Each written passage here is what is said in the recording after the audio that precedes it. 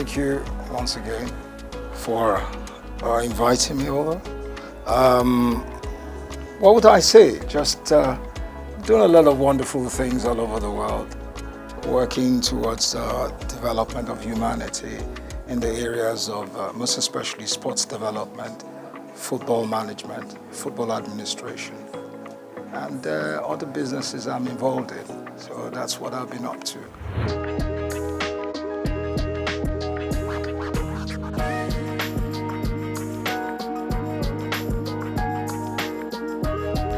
Well, basically the National Sports Commission is there to ensure that sports development is put in a proper perspective. There are a lot of papers, a lot of policy papers, a lot of things that have been put in place. So they need to go into it, look at it, and structure something positive out for the development of sports in the country. I'm sure they have all what it takes to do it, and the zeal and the power to go ahead and put those things in place. So that's basically what they need to do. How the implementation is key. And I know, well, one way or the other, they should have the wherewithal to do it. So I wish them all the best.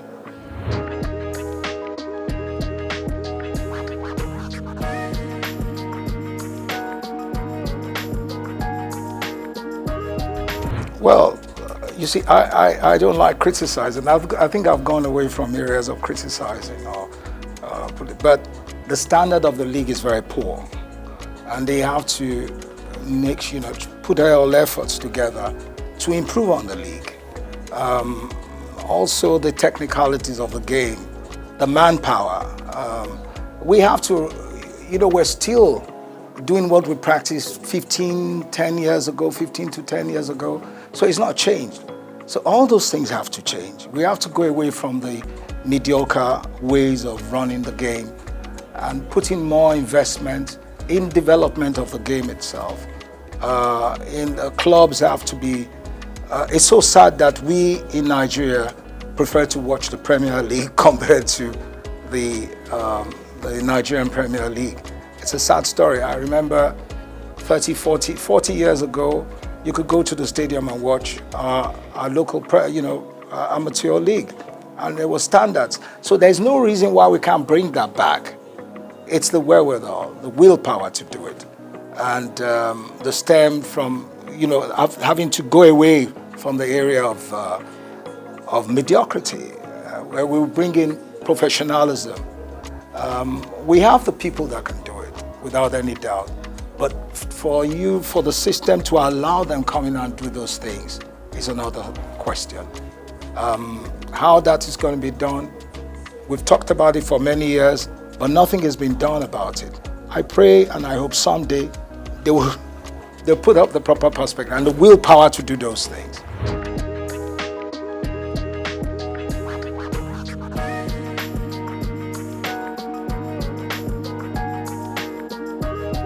When it comes to grassroots football, we really have to start with kids from a very early age. We must have we have to start with them from age 5 to 16, to 18, to 20. So you have to have a sequence, a system where you build around from the very younger ones, and you have a uniform structure. Number one, we have to identify the kind of football we want to play in Nigeria, our type of role, our ethos, what we want to play. And then we can now imbibe that, put it in our kids from a very early age. So from age 5, you go under 5 to under 8, under 8 to under 12, under 12 to under 16, under 16 to under 18. You have those structures in place, and it's spread around the nation. Now, where it's not the under 5 or under 18, where you put a 20-year-old or 25-year-old. We have to have a system where those kids are registered and we can monitor them from a very early age. You understand me? Where we don't cheat, where we bring in the right age and we train them to perform at different age group levels. And going into from there and then going into the national sides. So we can start playing the under 10, under 15, or under 16, under 18. You understand me? So those structures have to be in place, which we don't have today. There must be uniformity. You understand? So If we can do that in the future, we will progress. But there must be a system in place. We must have coaches that have been trained to work with the kids from that very early age. And those coaches are trained within the system, within the Nigerian Football Federation, and then they're sent out to work with those children all over the nation. The football academies we have today are only out to sell players. You understand me? So what I'm saying here is where we have, I'm not saying academies shouldn't sell players or not. Those players in the academies, if we have uniformity, should be playing in the league. And then we must have a cap where we say, look, until you're a certain age, you can't leave the country. You must play in that league because we've invested in you. We've invested in those kids. So maybe they will have to play till they're 20 or 18 or 19 where they can now go out, you understand, to play abroad. But there must be a structure in place and there must be laws guiding it. That's the only way we can excel.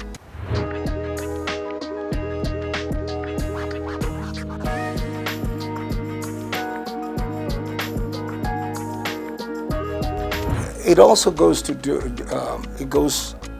it also goes back to what I've been saying. The girls, the female team in Nigeria today, I believe the girls, I call them girls or ladies, are the ones that will ever win the World Cup first. They got the capacity, they got the women football, they can win the World Cup. They've got what it takes. But then it now goes back to our attitude and the corruption in the system. You understand me? If you allow the other girls from a very early age develop, and you have the same system I'm talking about, that cap of under 5, under 8, under 10, and you structure and you do it continuously in uniformity, we will be world beaters. We will win the World Cup at any given time because the women have got the grit. They pick up very faster than our men. They tap the balls. They are more technically better, within that range. So, but it's for us to develop those things and to take away corruption.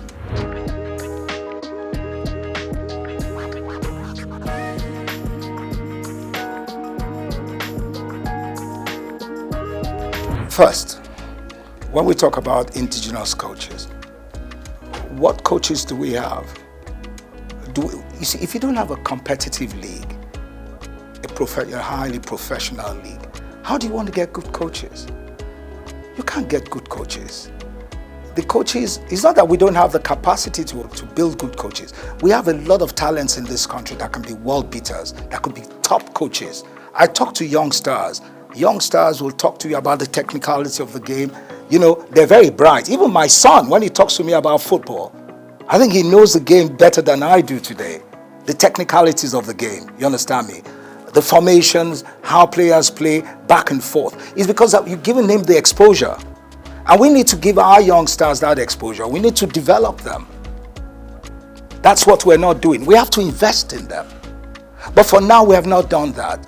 And what we're doing today is those bunch of coaches we have are not good enough to run the national team at that level of competition. I have one or two of them in America that are sound. They're there. But how many of them can you bring into the system? You understand me? Our local coaches, we need... National Institute of Sports. Now, please, let's forget about the National Institute of Sports. That I use a word, it's been alamalized. That's a very poor system. It has nothing. We have nothing there. I'm serious. I'm not running anything. Our National Sports Institute is a disgrace. So we shouldn't be talking about that. Yeah. If you want to talk about a National Sports Institute, then you go to Australia and other countries and you see what it is. You see the standards.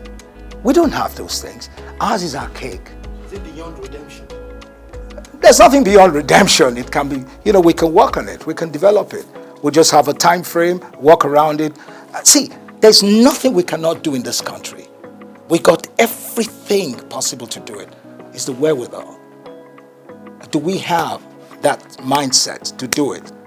Are we ready for it? Those are the things we have to look at. Or do we want to continue with our mediocrity? But really, sincerely speaking, there's nothing impossible. We can do anything here. We've got great youngsters. We have to remove all this old, archaic way of thinking and then bring in a more modern, professional approach to things. So that's it.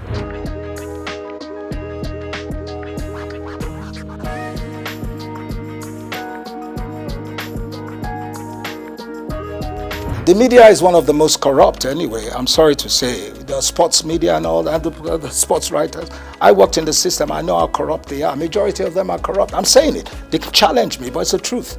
Until we get rid of all those things, where our boys go and collect envelopes to write or favor people, we're not going to get anywhere. I'm not saying the press in general, but the sports writers, I disgrace.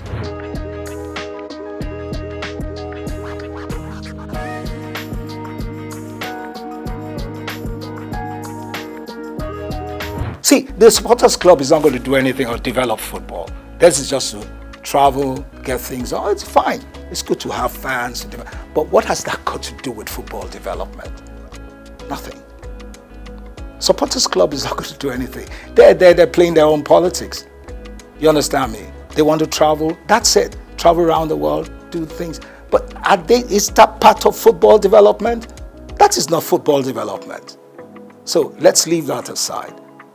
We're talking about the professional, the technicalities, what it takes to develop national sides or a proper league.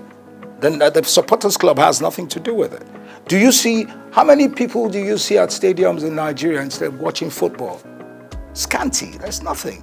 It's not like in the days where in the 70s or even in the 60s, if you're going to play a game at 4:45 in the afternoon, the stadium is full to capacity at 11 in the morning. You don't have that anymore. So what are we talking about supporters club? So we can bring that back, that passion. Yeah, if you build a league that has the quality, the professionalism, and all the standards are put in place, then you can bring them back. Then you can bring the crowd back.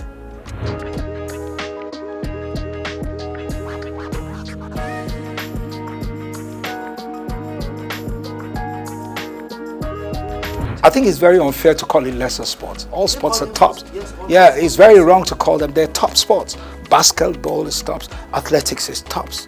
It's very wrong. I think it's very unfair to call them lesser sports.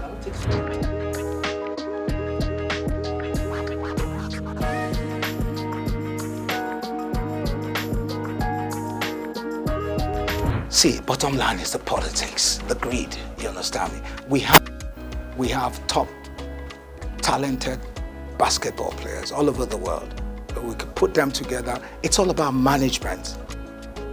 It's all about commitment. But you don't have those things there. It's about myself. It's all about self-aggrandization. What do I get from this? It's not about what do we do to build these teams or these athletes to be world beaters. Do you understand me? So you're not going to get anything out of it. You will never. It's the bottom line. You'll never ever get anything. So you'll always have factions, you'll always have people fighting. Why do you fight for what? If you can collectively come together to build a system, a structure for basketball, for example, because the girls are tops, they can perform, they can do far better than where they are today. I always tell you, the female teams in Nigeria will always excel in athletics, in basketball and all that. Our male are a bit arrogant and clunky in doing things, but the ladies are always more committed. They've got what it takes, but they need good management. It's not that the men can't do it too, the men can do it, but it all also evolves with good management. Taking away politics, taking away greed, not a situation where a coach is collecting money from a player to put a player in the team, or a member of the Football Association fighting for their children or family to play in the national team, or a member of government is asking someone to put their kids in the team. No, that's not it. Where is the nationalism? Where's that patriotism? Patriotism. I don't care where you come from. If you're good, you're good. If you're better than my own people, then my own people have to sit down and you let them, the others that can perform. Where would you have quota system in football? Where's that done? Do you understand me? So we have a lot of issues we need to resolve.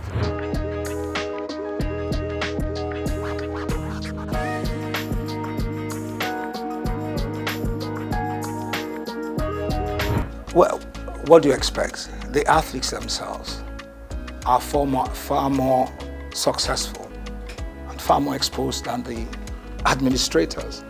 So the administrators obviously are always envious of those ones, and they make life difficult for them. Do you understand me? Where you have people that are not competent enough running a system, people that are not exposed, that haven't got the professional ethics to run the thing, that's what you get. Then the greed aspect, which is a standard norm for us in this country. Greed. Where people believe athletics is only, you being a member of the Athletics Federation is all about traveling. You understand me? He wants to travel, she wants to travel. She wants to be in the, in the group of people that are going away. See, you can never get no results. They're all fighting to get something. Then they don't care about the athletes. They want to be in a delegation that is going to travel. Do you understand me? So that's basically it. They're not interested in the development. They haven't got the zeal. You understand me, sir? So once you don't have those things, you can never get anything right.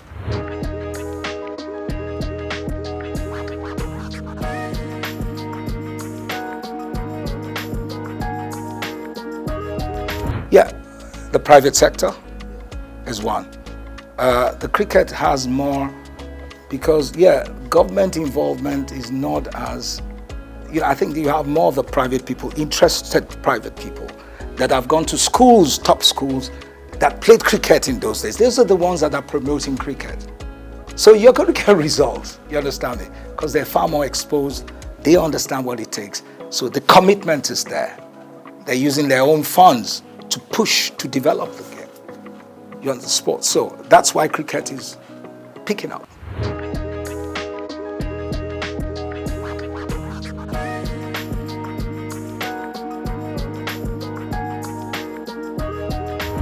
Oh, you mean the National Sports Festival? I think for now, we don't really need that. We need to do more with the private sector. I think the new chairman of the National Sports Commission, it seems he's an exposed person.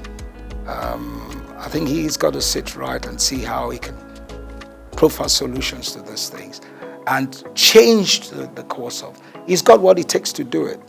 He just has to come out of that shell, come out of that darkness. I'll call it darkness, come into real light. I think he has it. But National Sports Festival, I don't think we're ready. We really need that now. We need to do more with youth development programs. You see, a National Sports Festival in those days was more interesting because you had more schools, inter-school sports. And that is where the best athletes came from. We don't have that anymore. So first we need to build the school sports, schools, athletics and all that, build it to a standard and then go into national sports festivals. For now, we don't have that. And I think the National Sports Commission has to look into that, how they can work with the Ministry of Education and see how they can build that again. School sports. That's where you get the best. In those days, the best athletes. We knew those that will run, that will actually participate and run for Nigeria. We knew the ones that will do high jump, long jump, triple jump. We knew them, both female and females, from secondary school. You don't have that anymore. So where do they come from? Nowhere. So you have, like in those days where some schools will go and get mercenaries, pay for them to come and run. That's what you get today. So it's corrupt. Now, the Sports Commission has to work on that. It has to change it. I know they can do it. They just need to sit back and look at how they will change the course of things.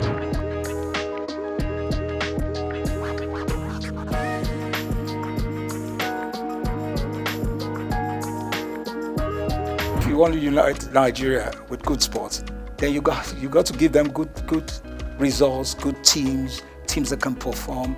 You understand me? In the process of winning competitions, or they have a team, or they have teams that have got the quality that can move the nation, then you unite. Everybody wants to watch good football. Everybody wants to see a great athlete running.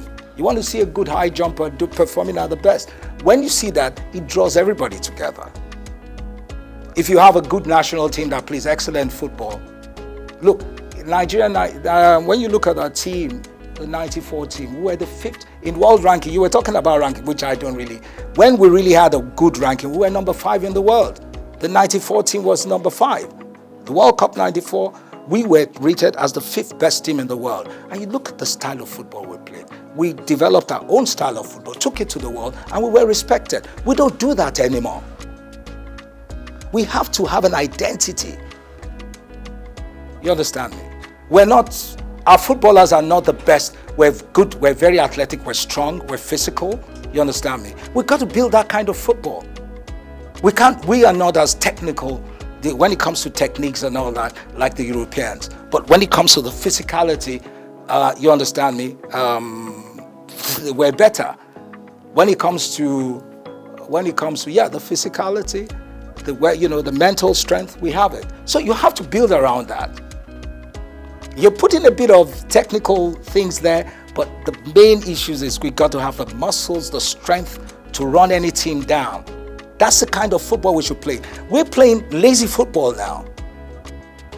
We have to play what we played then, where we run any team down. We can play 2-3 hours non-stop. We never get tired. We don't have that anymore.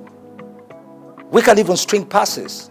We can't play 2 against 4, 3 against. We don't do it anymore. We're lazy. It's not only the coach. Yeah, the coach and then the association, the federation. They don't have a vision. You have to know what you want to present to the world. It's like any other top team in the world. A Real Madrid, Barcelona, they have their own type ethos, their own style of football. And this is what they sell to the world. We don't even know what we're doing. We have to have what it takes to sell to the world. This is what we want to do. This is how we can perform. This is a style we're going to play. And that style we believe in. And then we build the youngsters from very early to play that same type of football. We have the manual that we can work with. Uniformity. Simple. That's it.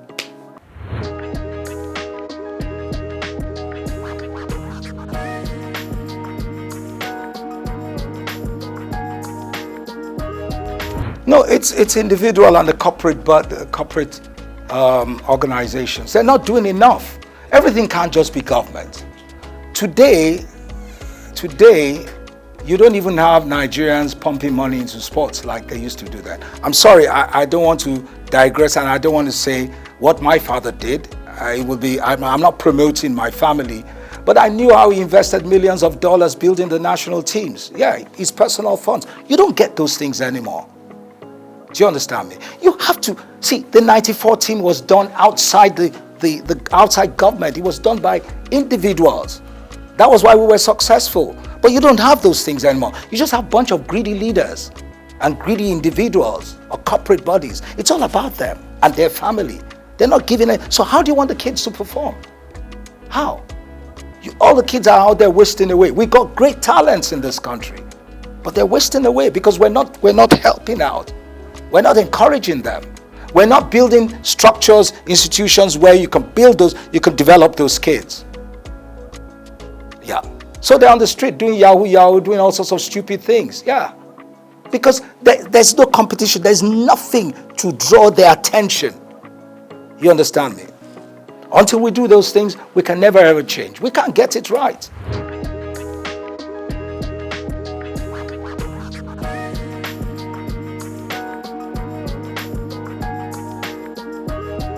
Yeah, well, for me, I don't see any difference for me, whatever you give to the female teams, you also give to the senior, to men. Because our team, our female team, at the world ranking today, we're tops, we're recognized. So you have to also allow, but for men, anywhere in the world, men always have an advantage. But doesn't mean the disparity should be so much. You give the ladies, I remember when I was the FA chairman, I remember once the female team was in camp, and we went there in Ota. When we found out what they were earning, it was disgraceful. They couldn't even buy their, I'm sorry to say that, what you ladies use, your pads, you couldn't even buy it. I had to tell them, these are women. Why are you treating them like rubbish? They have to be looked after, because they're going to need more of those systems, because you have more wastage than men. Don't let me go into what I'm saying, but I understand. So the women have to be well taken care of. Yeah, simple. So you got to give them what it takes. Strike a balance. You have to strike a balance.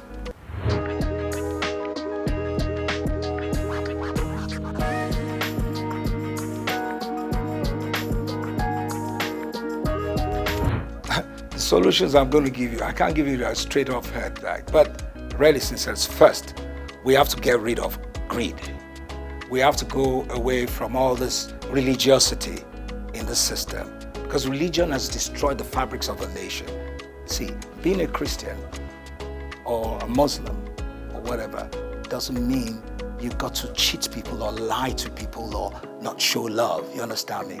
Or the religious, when I come to religion, the churches, the institutions we have today are not developing education. There must be uniformity in education. They're not developing education. Education is key. But you know what we have today? Half-baked educated youths. Half-baked. And that's the worst you can ever have. And that is key in anything we do. First, to have good leaders, well-structured. In Germany, in Europe, and now, the kids that go to the best universities, some kids are developed, they're built up to be top civil servants. So they go to Oxford, they go to Cambridge, they become top politicians. Then you have the ones that will become big and top engineers, and now they go to certain universities. All those things are structured. We had it before in the past. It's gone. We got to find the way. It's not about just giving licenses to universities. But for me, the foundation, education, is very key. When you have half-baked youths and you have half-baked leaders that haven't got that structure in place, that proper education, they can never excel. What are you going to tell them? They will never get it right. So that's very key. Now, when you talk about policies, who are the ones that are going to put the policy papers together if they have baked? Because you need policy papers, you need to have a better understanding of your environment, of the society. You have to have a better understanding of how the society will grow. So if you don't have that in mind, you can never develop. So you need those things to make the nation change. I'm just giving it in a nutshell.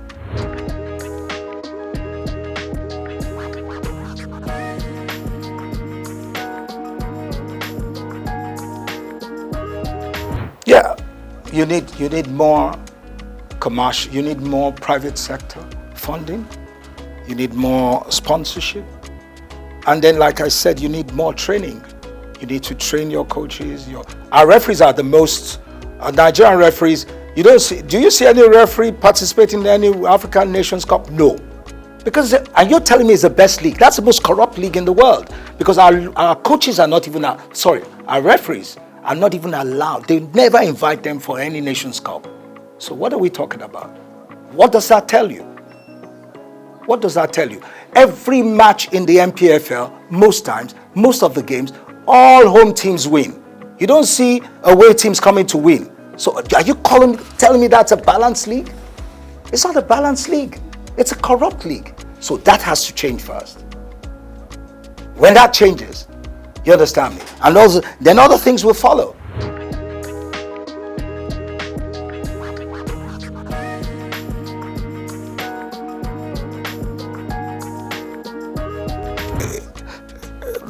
You have the National Olympic Committee that is run, by the private sector and government. Now you need to get the right people in the private sector to come in there to work with some people in government, people that have got the wherewithal, that got the financial muscle and the commitment to do those things.